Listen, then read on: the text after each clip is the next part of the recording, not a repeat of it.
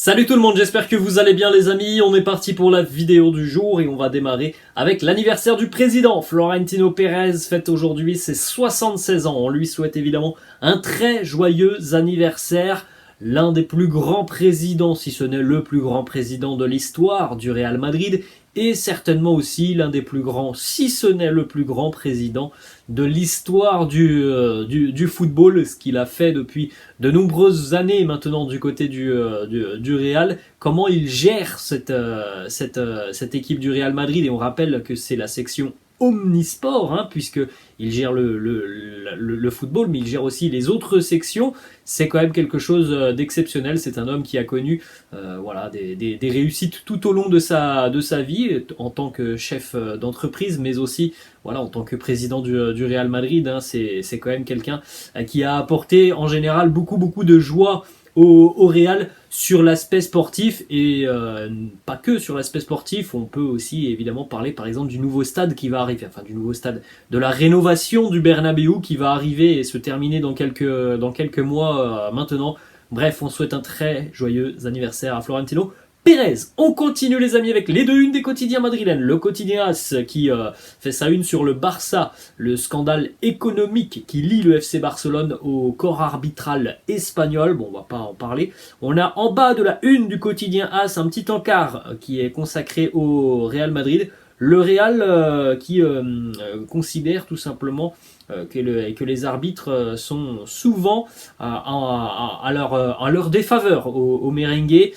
Il est vrai que bon, j'ai vu passer quelques petites informations sur les réseaux sociaux. Le Real a été souvent pénalisé par la VAR cette saison, mais bon, après moi je vais pas vraiment commenter. Si tu es pénalisé par la VAR, c'est tout simplement qu'il y a eu par exemple une faute ou un hors-jeu. Donc bon, voilà, j'ai un peu de mal avec ce genre de choses.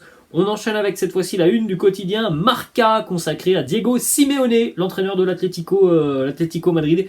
613e match sur le banc de touche des Colchoneros. On peut le féliciter, hein, même si c'est le voisin de l'Atlético Madrid, parce que voilà, une telle longévité au plus haut niveau, c'est quand même quelque chose d'exceptionnel. Hein. Ça fait, je ne sais plus de 10 ans que Diego Simeone est à la tête de l'Atlético Madrid. Donc voilà, c'est quelque chose d'exceptionnel, franchement, ce qu'il a fait du côté des Colchoneros, c'est ce qu'il est toujours en train de faire. En ce qui concerne le Real, c'est en bas. Vinicius Junior, le dossier Vinicius, on va en parler d'ailleurs brièvement dans quelques secondes. C'est le joueur qui reçoit le plus de fautes dans le top 5 européen, donc évidemment aussi en Espagne. Et à contrario, c'est ça qui est dingue quand même, c'est aussi le troisième joueur qui reçoit le plus de cartons jaunes en Espagne. C'est quand même dingue, hein, cette information. C'est le joueur qui reçoit le plus de fautes, c'est aussi le joueur qui est le plus averti, souvent pour des contestations. On sait qu'il doit travailler là-dessus, Vini. On peut aussi le dire, Vini a l'air mentalement et physiquement en dedans. Alors c'est vrai qu'il a eu un petit regain de forme sur la période mondiale des clubs, mais là il est quand même dans le dur en Liga. On l'avait vu sur le début d'année 2023. Il y a eu ce regain de forme, et puis là, il replonge un petit peu. Vinicius, un seul but lors des 11 derniers matchs de Liga, 6 cartons jaunes en 981 minutes. Alors évidemment, on soutient tous Vinicius, mais voilà, on sait aussi qu'il gaspille et perd beaucoup d'énergie à vouloir aller contester souvent les décisions arbitrales qui ne vont pas dans son sens. Alors oui, parfois c'est quand même assez dingue de ne pas siffler sur certaines fautes, mais il y a parfois des situations où je pense que peu importe que tu sois supporter du Real ou non, tu peux être agacé de Vinicius et de le voir râler très régulièrement. Ensuite, regardez d'ailleurs justement ce qui s'est passé, ça c'était au Benito Villamarín dimanche. Carlo Ancelotti et Rudiger qui ont clairement indiqué qu'ils n'étaient pas à l'aise avec les plaintes de Vinicius envers l'arbitre lors du match contre le Betis. Vous avez les images, hein, juste à côté de moi. On a par exemple un Rudiger qui semble crier quelque chose et lever la main comme énervé, excédé par le comportement de Vini.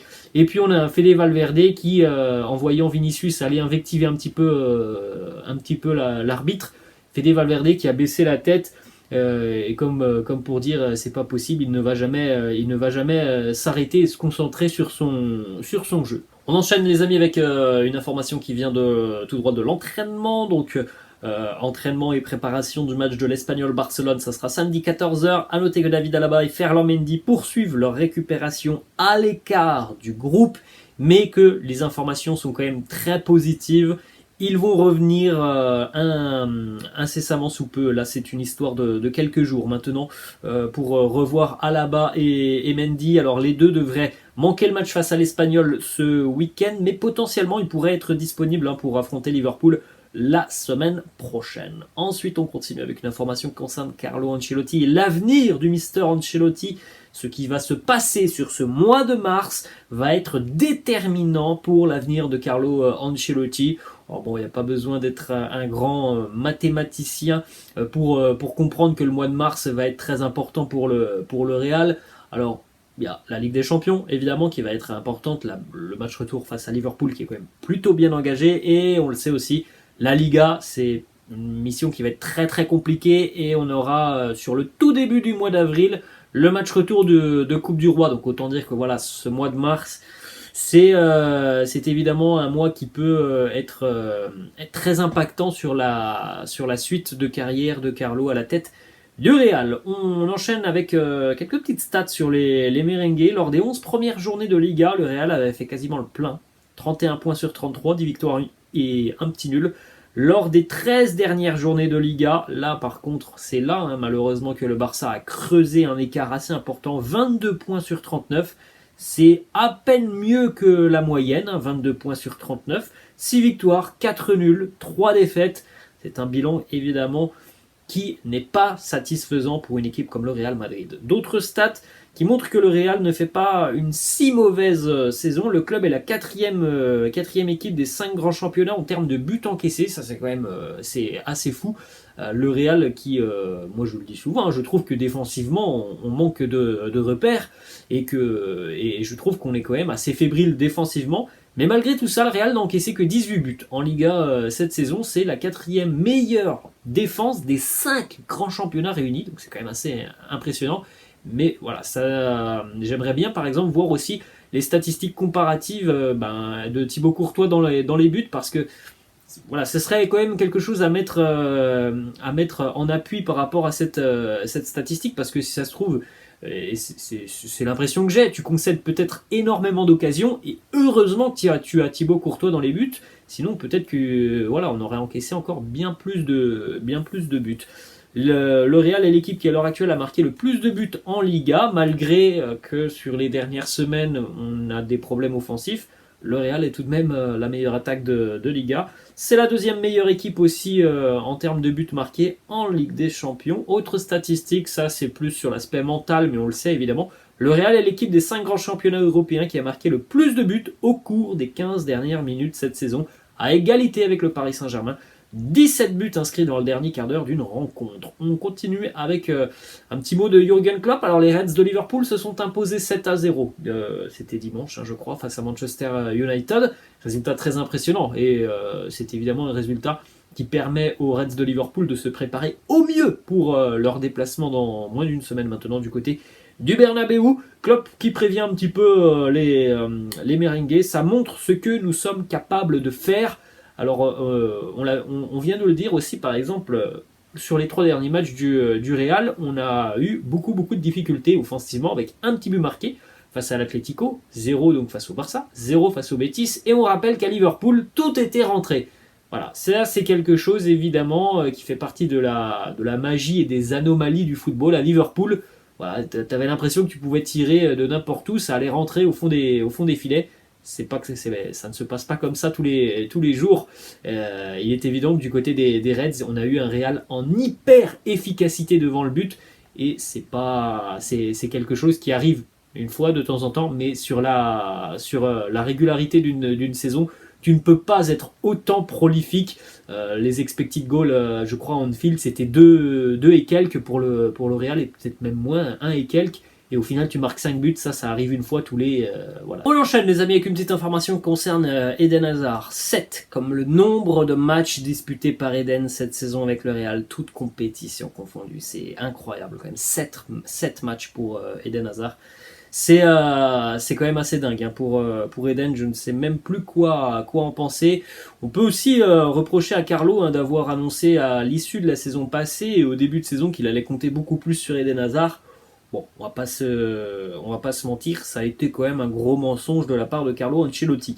Des discussions auront lieu dans les prochaines semaines entre le Real et le camp Eden Hazard. Le sentiment du côté du Real est que Eden, si on peut se séparer d'Eden cet été, on le fera en cas de bonne offre ou opportunité. Alors, une bonne offre, franchement, quand on revient un petit peu sur les années d'Eden Hazard au Real Madrid, quelle est l'équipe qui va aller aujourd'hui poser des millions sur Eden Hazard? Et franchement, je ne vois pas. Alors évidemment que s'il part, oui, ça va coûter quelques millions, mais une bonne offre, ah non, là c'est terminé. Tu ne reviendras jamais sur les frais que tu as engagés pour faire venir Eden Hazard et donc sur toutes ces années au final de galère pour le Belge. Ensuite, on enchaîne avec quelques informations concernant Luka Modric, convoqué avec la sélection croate.